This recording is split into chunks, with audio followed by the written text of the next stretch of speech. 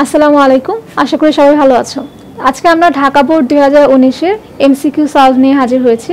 তো আমরা প্রথমে যে 1 নম্বর এমসিকিউটা আছে প্রথমে সেটা দিয়ে সলভ শুরু করছি। তো এখানে প্রথম প্রশ্নে আছে যে এসটিপিতে 1 লিটার গ্যাসের ভর 1.43 গ্রাম হলে গ্যাসটি কোনটি হবে। তো আমরা জানি এসটিপিতে যে কোনো গ্যাসে যে 1 মোল পরিমাণের ভর হচ্ছে 22.4 লিটার, অর্থাৎ 22.4 লিটার আয়তনে গ্যাসের পরিমাণ থাকে 1 মোল, এবং 1 মোলের যে ভর সেটাই কিন্তু গ্যাসের আণবিক ভর। তো এখানে বলেছে 1 লিটার গ্যাসের ভর এত গ্রাম, তাহলে 22.4 লিটার গ্যাসের ভর যত হবে সেটাই হচ্ছে ওই গ্যাসের মোলার ভর, এবং সেই মোলার ভর বের করতে পারলে আমরা গ্যাসটা কোন গ্যাস হবে সেটা আইডেন্টিফাই করতে পারবো। তাহলে 1 লিটার গ্যাসের ভর যদি হয় 1.43 গ্রাম, তাহলে 22.4 লিটার গ্যাসের ভর হবে 1.43 ইন্টু 22.4 ইজ ইকুয়াল টু 32 গ্রাম। তো আমরা এখন দেখব এই চারটা অপশনের মধ্যে কোন গ্যাসের ভর মোলার ভর 32 গ্রাম হয়। হাইড্রোজেনের প্রতি একটা পরমাণুর ভর হচ্ছে 1, তাহলে দুইটা ভর হবে 2 ইন্টু 1 অর্থাৎ 2 গ্রাম প্রায়।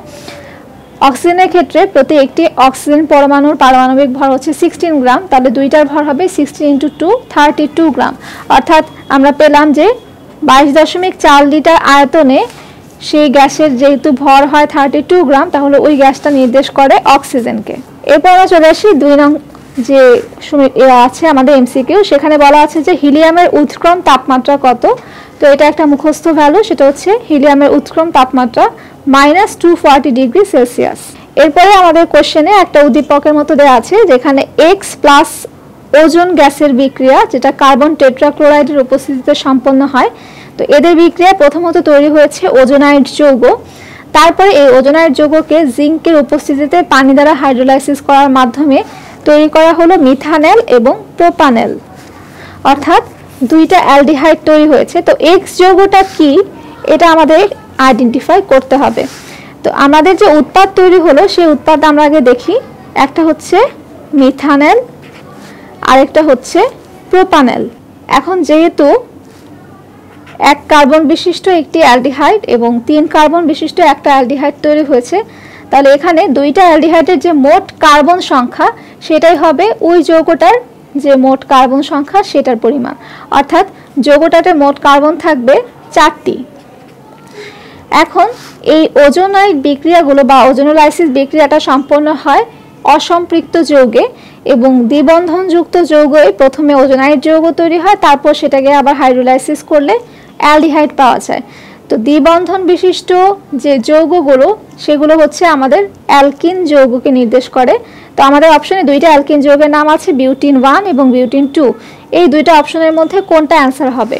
তো আমরা খেয়াল করি 1 নং কার্বন বা প্রথম একটা কার্বনের সাথে 3টা কার্বনের বন্ধন তৈরি হলো, তাহলে 1 নং কার্বনের মধ্যে কিন্তু দ্বিবন্ধন উপস্থিত ছিল, যার কারণে এই দ্বিবন্ধনটা ভেঙে 1 নং কার্বনটা আলাদা হয়ে গেল এবং অবশিষ্ট 3টা কার্বন আলাদা হয়ে 3 কার্বন বিশিষ্ট অ্যালডিহাইড তৈরি করলো। তো যেহেতু 1 নং কার্বনের দ্বিবন্ধন উপস্থিত, তাই যৌগটা অবশ্যই হবে বিউটিন 1।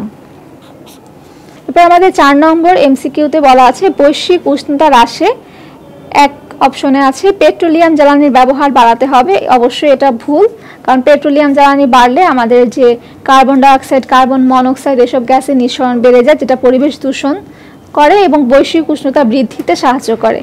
2 নং যে অপশন সেটাতে আছে কার্বন নিঃসরণ কমাতে হবে, এটা ঠিক আছে, এবং 3 নংয়ে আছে অধিক হারে বনায়ন করতে হবে, এটাও ঠিক আছে। অর্থাৎ আমাদের কোনটা সঠিক, 2 ও 3 নং অপশন সঠিক। 2 ও 3 আছে খ অপশনে, তাহলে এই খ নং উত্তরটা আমাদের সঠিক। এরপরে 5-এ আছে 24.5 গ্রাম সালফারিক অ্যাসিড বিশিষ্ট 250 মিলিলিটার দ্রবণে আরও 250 মিলিলিটার পানি যোগ করলে মোলার ঘনমাত্রা কত হবে। তো মোলার ঘনমাত্রা আমরা নির্দেশ করি মোল পার লিটার এককে, তাহলে এই যে গ্রাম পরিমাণ সালফারিক অ্যাসিডের সেটাকে আগে মোলে কনভার্ট করতে হবে। 24.5 গ্রাম সালফারিক অ্যাসিড কত মোল, এই গ্রাম পরিমাণকে আমরা তার সালফারিক অ্যাসিডে আণবিক ভর দিয়ে ভাগ করলে পেয়ে যাব সালফারিক অ্যাসিড কত মোল উপস্থিত আছে। এরপরে আমাদের দ্রবণের যে আয়তন সেটা দিয়ে ওই মোল পরিমাণকে ভাগ করলে আমরা মোলার ঘনমাত্রা পেয়ে যাব। তাহলে প্রথমে সালফুরিক অ্যাসিডের মোল সংখ্যা n ইকুয়াল টু হবে হচ্ছে 24.5 ডিভাইডেড বাই সালফুরিক অ্যাসিডের আণবিক ভর। n equal to 24.5 divided by sulphuric অ্যাসিডের আণবিক ভর 98। তো এটা আমরা আলাদাভাবে হিসাব করলাম না, কারণ আমরা জানি এমসিকিউ যত শর্টকাটে সলভ করা যায় তত আমাদের জন্য সেটা পজিটিভ হয়। তো কিছু কিছু যৌগ যেগুলো আমাদের সবসময় এমসিকিউতে আসে বা সৃজনশীলে আসে, সেই ধরনের যৌগগুলোর কিন্তু আণবিক ভর আমাদের অঙ্ক করতে করতে এমনিতেই মুখস্থ হয়ে যায়। তাহলে 24.5 ডিভাইডেড বাই 98 হচ্ছে 0.25 মোল। তো এই মোল পরিমাণকে আমরা এখন দ্রবণের আয়তন যে সেটা দিয়ে ভাগ করব। তো 250 মিলিলিটারের সাথে আরও 250 মিলিলিটার পানি যোগ করার অর্থ হচ্ছে দ্রবণের মোট আয়তন হলো 500 মিলিলিটার। তো এখানে আমরা জানি মোল পার লিটার এককে আসে আমাদের ঘনমাত্রা। তো এই কারণে 500 মিলিলিটারকে আমরা 1000 দিয়ে ভাগ করে লিটারে কনভার্ট করব, সেটা হবে 0.5 litre. 0.25 divided by 0.5 is equal to 0.5 molar, অর্থাৎ এখানে 3 নং অপশন আছে 0.5 মোলার, সেটাই হচ্ছে আমাদের অ্যান্সার। এরপরে আমাদের 6 নং প্রশ্নে আছে কোনটি বেনজিন বলয়ের সক্রিয়কারী মূলক। তো আমরা জানি বেনজিন বলয়ে যে ধরনের মূলকগুলো অর্থ এবং প্যারা অবস্থানে ইলেকট্রন ঘনত্ব বৃদ্ধি করে সেগুলো বেনজিন বলয়ের সক্রিয়কারী মূলক হিসেবে পরিচিত। তো এখানে যে মিথক্সি মূলকটা আছে 4 নং অপশনে, এটা বেনজিন বলয়ে যুক্ত হলে অর্থ এবং প্যারা অবস্থানে ইলেকট্রন ঘনত্ব বৃদ্ধি পায় এবং এ কারণে এটা হচ্ছে বেনজিন বলয়ের সক্রিয়কারী মূলক। তাহলে আনসার 4 নং অপশন।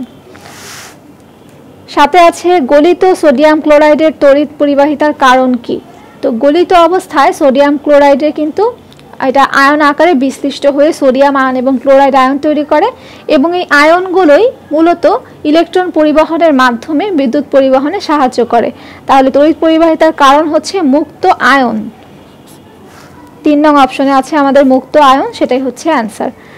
8 নং প্রশ্নে বলেছে 100 মিলিলিটার 0.15 মোলার সোডিয়াম থায়োসালফেট দ্রবণের পিপিএম ঘনমাত্রা কত। তাহলে এখানে আমাদের যে সোডিয়াম থায়োসালফেট দ্রবণের মোলার ঘনমাত্রা সেটা দেওয়া আছে। তো আমরা পিপিএম ঘনমাত্রা নির্ণয় করার জন্য কি করি, আমরা জানি পিপিএম ঘনমাত্রা হচ্ছে প্রতি 1000 লিটার দ্রবণে যত গ্রাম দ্রব্য দ্রবীভূত থাকে সেইটার পরিমাণ, অথবা আমরা যদি বলি যে মিলিগ্রাম পার লিটার, তাও বলতে পারি যে প্রতি 1 লিটার দ্রবণে যত মিলিগ্রাম দ্রব্য দ্রবীভূত থাকে। তো এখানে আমরা যেহেতু মোল পার লিটার এককে আমাদের ঘনমাত্রাটা দেওয়া আছে, এখান থেকে প্রথমে আমরা গ্রাম পার লিটার এককে কনভার্ট করব। তো গ্রাম পার লিটার এককে কনভার্ট করার জন্য আমরা মোল পার লিটারের মানকে ওই পদার্থের আণবিক ভর দিয়ে গুণ করি, কারণ পদার্থের আণবিক ভরের একক হচ্ছে গ্রাম পার মোল, প্রতি 1 মোলের ভর এত গ্রাম এই হিসেবে। তো মোল পার লিটারকে যখন আমরা গ্রাম পার মোল দিয়ে গুণ করি তখন আমাদের এককটা কি দাঁড়ায়, গ্রাম পার লিটার, যেহেতু মোল মোল কাটাকাটি হয়ে যায়। অর্থাৎ আমরা মোল পার লিটার একক থেকে গ্রাম পার লিটারে কনভার্ট করার জন্য সবসময় ওই মোল পার লিটারের মানকে ওই পদার্থের আণবিক ভর দিয়ে গুণ করে থাকি। তো এখানে সোডিয়াম থায়োসালফেটের আণবিক ভর হচ্ছে সোডিয়ামের জন্য 23 × 2 প্লাস সালফারের জন্য 32 × 2 প্লাস অক্সিজেনের জন্য 16 × 3, তাহলে 158 × 0.15 equal to 23.7 gram per litre. তো প্রতি 1 লিটার দ্রবণের মধ্যে দ্রব্য আছে 23.7 গ্রাম, তাহলে 1000 লিটার দ্রবণে কত থাকবে সেটাই কিন্তু পিপিএম এককের ঘনমাত্রা। তাহলে এই মানকে আমরা 1000 দিয়ে গুণ করলেই পিপিএম এককের মান পেয়ে যাব, 23,700। তাহলে 3 নং অপশনে আছে 23,700, এটাই হচ্ছে আমাদের 8-এর অ্যান্সার।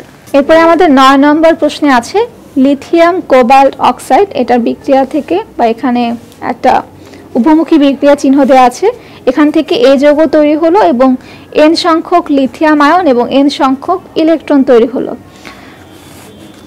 তো এই যৌগটার ক্ষেত্রে এই যৌগে কোবাল্টের জারণ মান কত হবে সেটা আমাদের নির্ণয় করতে হবে। তাহলে এই যৌগকে প্রথমে আমাদের আইডেন্টিফাই করতে হবে। এই যৌগে হচ্ছে মূলত কোবাল্ট অক্সাইড। তো কোবাল্ট অক্সাইডে অক্সিজেনের যাওয়ার মান আমরা জানি -2 হয়ে থাকে প্রতি একটি অক্সিজেনের জন্য, দুইটি অক্সিজেনের জন্য -4 হবে। তাহলে অক্সিজেনের যাওয়ার মান যদি -4 হয়, সম্পূর্ণ যৌগটাকে নিউট্রাল বা জিরো করার জন্য কোবাল্টের যাওয়ার মান হতে হবে +4। +4 এবং -4 এর মোট বা নিট যাওয়ার মান হয় 0, অর্থাৎ এখানে কোবাল্টের যাওয়ার মান +4, যেটা আমাদের 1 নং বা ক নং অপশনে আছে। তাহলে ক হচ্ছে সঠিক উত্তর। তো আমাদের 10 নম্বর প্রশ্নে আছে এ এক চার্জ বিশিষ্ট একটি আয়ন, বি হচ্ছে একটা দ্বিযোজী আয়ন এবং সি হচ্ছে একটা ত্রিযোজী আয়ন। তো এই আয়নের দ্রবণে পৃথকভাবে 1 ফ্যারাডে বিদ্যুৎ চালনা করলে কি হবে? এক অপশনে আছে 1 মোল এ চার্জ মুক্ত হবে, 2 নং অপশনে আছে 2 মোল বি ক্যাথোডে জমা হবে এবং 3 নং অপশনে আছে 1/3 মোল সি আয়ন দ্রবণ হতে তড়িৎদ্বারে সঞ্চিত হবে। তো আমাদের যেটা হচ্ছে একযোজী আয়ন, তো যে কোনো একযোজী আয়ন যখন 1 ফ্যারাডে পরিমাণ বিদ্যুৎ চালনা করা হয় তার মধ্যে, সেখান থেকে 1 মোল চার্জ মুক্ত হয়। তো এই কারণে প্রথম যে অপশনটা সেটা সঠিক আছে। তাই যখন একটা ত্রিযোজী আয়নে 1 ফ্যারাডে চার্জ চালনা করা হবে, সেখান থেকে কিন্তু 1/3 মোল পরিমাণ বিক্রিয়া সম্পন্ন করবে, অর্থাৎ 1/3 মোল এই ত্রিযোজী আয়ন দ্রবণ হতে তড়িৎদ্বারে সঞ্চিত হবে। একই কথা যে দ্রবণ হতে তড়িৎদ্বারে সঞ্চিত হওয়ার অর্থ হচ্ছে চার্জ মুক্ত হওয়া। কিন্তু 2 নং অপশন যেটা আছে যে 2 মোল ক্যাথোডে জমা হবে, সেটা কিন্তু ভুল। এখানে আমাদের B2+ এই চার্জ থেকে 2 মোল চার্জ ক্যাথোডে বা 2 মোল যৌগ ক্যাথোডে জমা করার জন্য কিন্তু 2 ফ্যারাডে বিদ্যুৎ প্রয়োজন। প্রতি 1 মোল পজিটিভ চার্জকে মুক্ত করার জন্য 1 ফ্যারাডে বিদ্যুৎ দরকার হয়। তো এই কারণে আমাদের 1 নং এবং 3 নং যে অপশন সেটার অ্যান্সারটা সঠিক, অর্থাৎ আমাদের খ অপশনে আছে 1 ও 3, এটা সঠিক উত্তর। তো আমাদের 11 নম্বর প্রশ্নে বলেছে যে 1 নং পাত্র, 2 নং পাত্র এবং 3 নং পাত্র, 3টা পাত্র দেওয়া আছে। 1 নং পাত্রে আছে 20 মিলিলিটার 0.1 মোলার ইথানোয়িক অ্যাসিড, 2 নং পাত্রে আছে 20 মিলিলিটার 0.02 মোলার সোডিয়াম হাইড্রোক্সাইড এবং তৃতীয় পাত্রে আছে 20 মিলিলিটার 0.02 মোলার সালফিউরিক অ্যাসিড।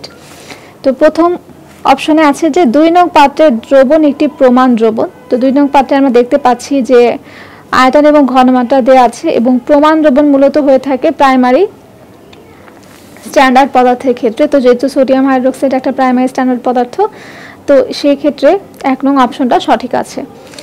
আর 2 নং অপশনে বলেছে 1 ও 3 নং পাত্রের দ্রবণের ঘনমাত্রা শতকরা এককে ভিন্ন হবে।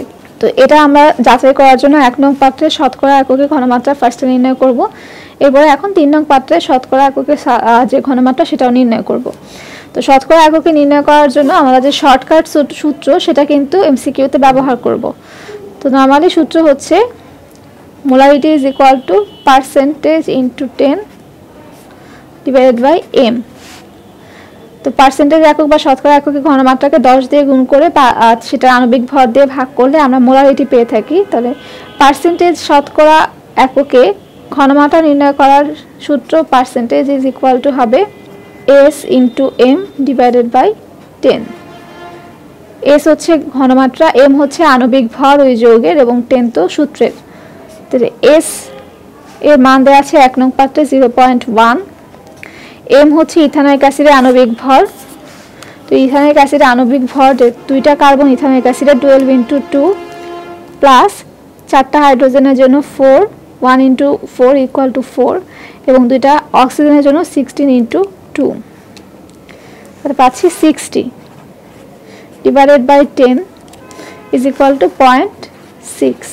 তাহলে 1 নং পাত্রের শতকরা এককের ঘনমাত্রা হচ্ছে 0.6 আর 2 নং পাত্রের শতকরা এককের ঘনমাত্রা একই হবে, Sm/10 is equal two S এর মান দেওয়া আছে 3 নং পাত্রে S এর মান 0.02 ইন্টু m হচ্ছে আণবিক ভর, সালফিউরিক অ্যাসিডের আণবিক ভর 98 ডিভাইডেড বাই 10 0.196%। তাহলে দুইটা আমরা মান ভিন্ন পেলাম, অর্থাৎ 2 নং অপশনটা সঠিক। 1 ও 3 নং পাত্রের দ্রবণের ঘনমাত্রা শতকরা এককে ভিন্ন। এরপরে 3 নংয়ে বলা আছে 2 নং দ্বারা 3 নংকে সম্পূর্ণ প্রশমিত করা যাবে।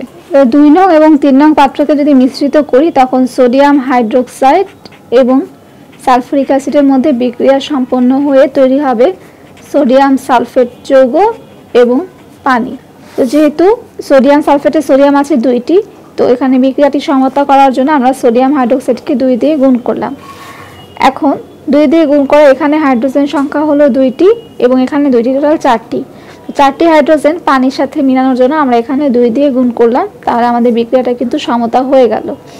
তো এখন এই বিক্রিয়াতে আমরা কম্পেয়ার করলে দেখতে পাই যে প্রতি 2 মোল সোডিয়াম হাইড্রোক্সাইডকে সম্পূর্ণ প্রশমিত করার জন্য 1 মোল সালফুরিক অ্যাসিড দরকার হয়। অর্থাৎ আমি যতটুকু সালফুরিক অ্যাসিড নিব তার দ্বিগুণ পরিমাণ সোডিয়াম হাইড্রোক্সাইড নিলে বিক্রিয়াটা প্রশমিত হবে। তো আমরা উদ্দীপকে দেখতে পাচ্ছি 2 নং পাত্রে আছে 20 মিলিলিটার 0.02 মোলার সোডিয়াম হাইড্রোক্সাইড এবং 3 নং পাত্রে আছে 20 মিলিলিটার 0.02 মোলার সালফুরিক অ্যাসিড। অর্থাৎ যতটুকু অ্যাসিড উপস্থিত আছে সমপরিমাণ ক্ষারই উপস্থিত আছে। তাই এই ক্ষারকে প্রশমিত করার জন্য যে অ্যাসিড প্রয়োজন তার চেয়ে কিন্তু বেশি পরিমাণে অ্যাসিড উপস্থিত আছে। যেহেতু প্রতি 2 মোলের সাথে বিক্রিয়া করে 1 মোল, তাহলে যতটুকু আমরা সোডিয়াম হাইড্রোক্সাইড নিব তার অর্ধেক পরিমাণ অ্যাসিড লাগবে সম্পূর্ণ প্রশমন বিক্রিয়া সম্পন্ন হওয়ার জন্য। যেহেতু এখানে অ্যাসিড আছে সম পরিমাণ, তাই বিক্রিয়া শেষেও অ্যাসিডের প্রভাব উপস্থিত থাকবে, অর্থাৎ সম্পূর্ণ প্রশমিত হবে না। তাই আমাদের 3 নং অপশনটা ভুল। তাহলে 1 ও 2 যে অপশনে আছে সেটা সঠিক উত্তর। ক অপশনে আছে 1 ও 2, তাহলে ক হচ্ছে সঠিক উত্তর। অ্যালুমিনিয়ামের তড়িৎ রাসায়নিক তুল্যাঙ্ক কত? এটা হচ্ছে আমাদের 12 নং প্রশ্ন। তো তড়িৎ রাসায়নিক তুল্যাঙ্ক নির্ণয় করার সমীকরণ হচ্ছে বা সূত্র হচ্ছে পদার্থের গ্রাম পারমাণবিক ভর ডিভাইডেড বাই 1 ফ্যারাডে বিদ্যুতের চার্জ, যেটাকে আমরা কুলম এককে প্রকাশ করি। তো কুলম এককে 1 ফ্যারাডে বিদ্যুতের চার্জ হচ্ছে 96,500। তাহলে এখানে অ্যালুমিনিয়ামের তড়িৎ রাসায়নিক তুল্যাঙ্ক নির্ণয় করার জন্য আমরা অ্যালুমিনিয়ামের যে পারমাণবিক ভর 27 কে 96,500 দিয়ে ডিভাইড করব। তাহলে আমাদের আসে 2.79 × 10⁻⁴, যেটা 2.8 এর সমতুল্য। 2.8 × 10⁻⁴ গ্রাম পার কুলম্ব, এটাই হচ্ছে সঠিক। এরপরে আমাদের 13 নম্বর প্রশ্নে আছে যে চামড়ার কিউরিং এর প্রয়োজনীয়তা কি? চামড়াটা কিউরিং করা হয় মূলত ব্যাকটেরিয়া মুক্ত রাখার জন্য। তাহলে এখানে এই যে 3 নং অপশনে আছে আমাদের ব্যাকটেরিয়া মুক্ত রাখা, এটা কিন্তু সঠিক উত্তর।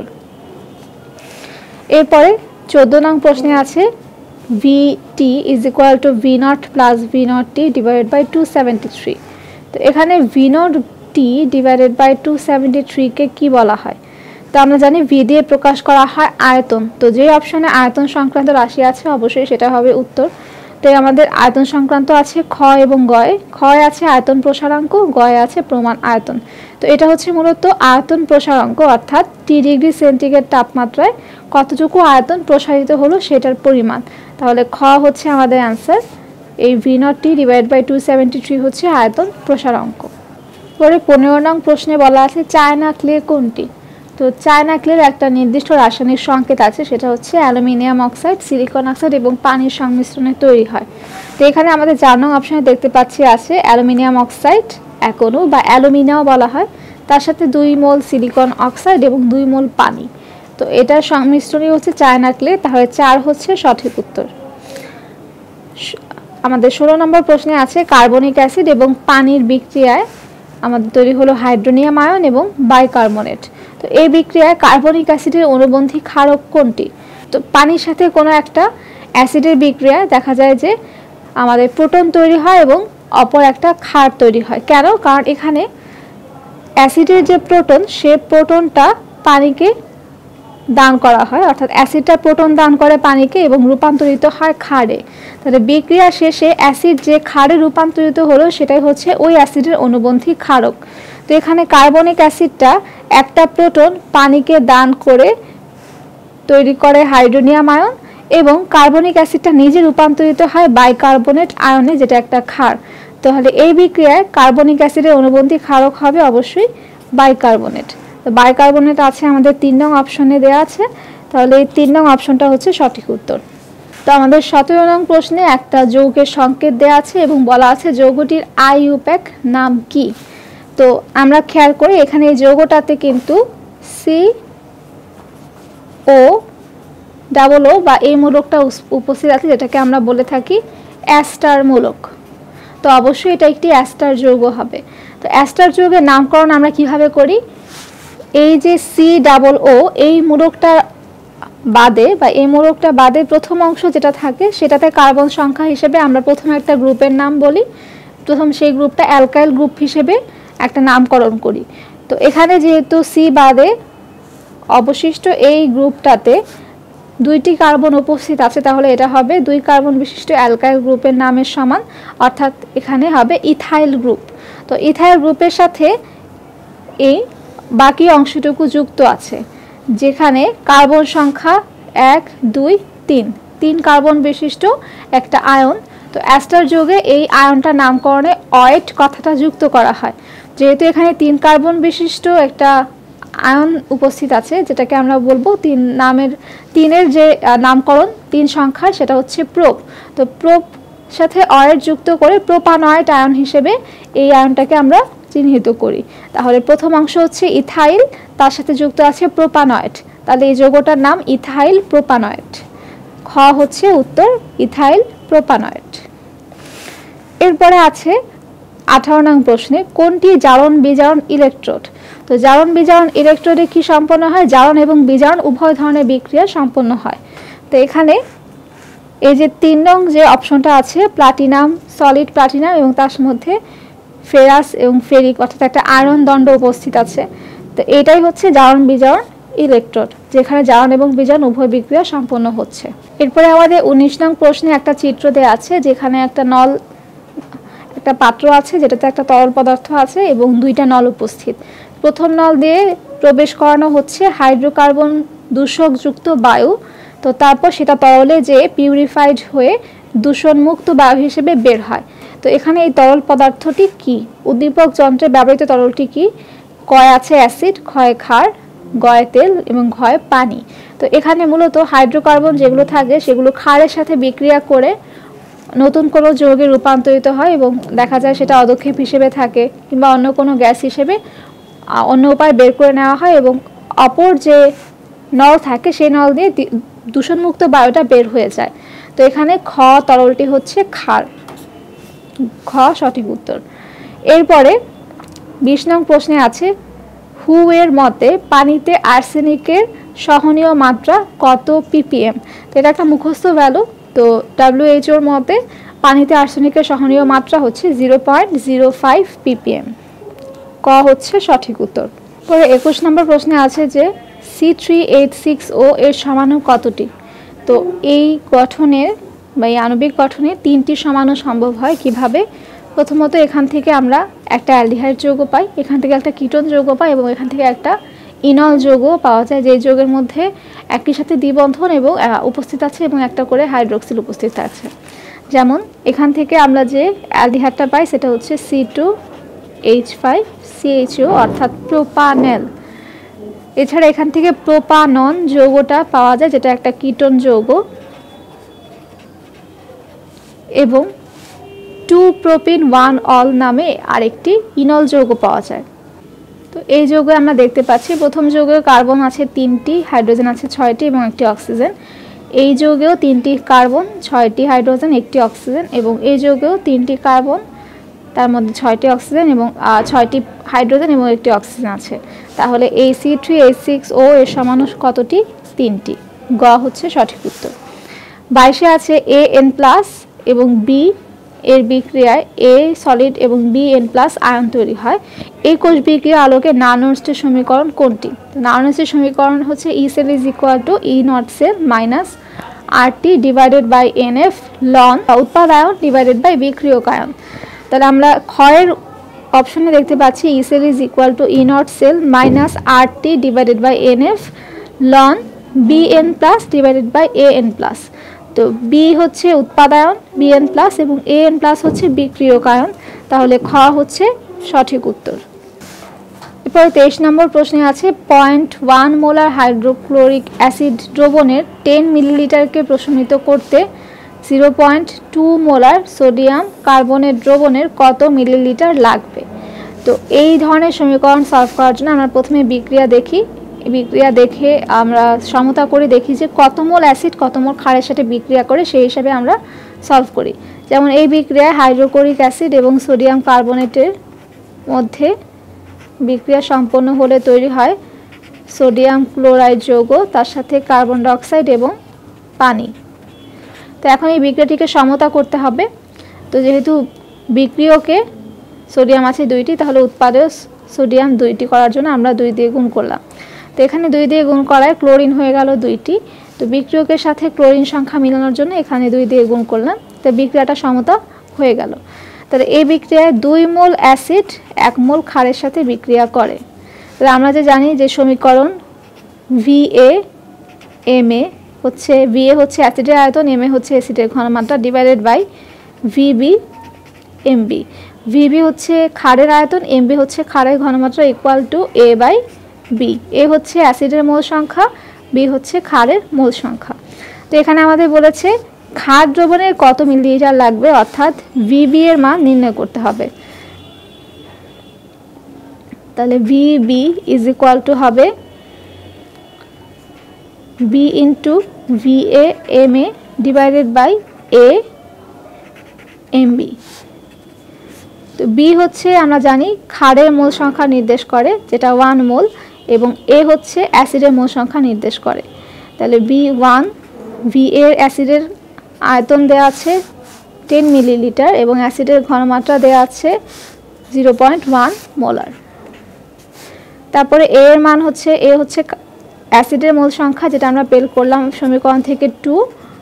MB হচ্ছে ক্ষারের মোলার ঘনমাত্রা 0.2, 2.5।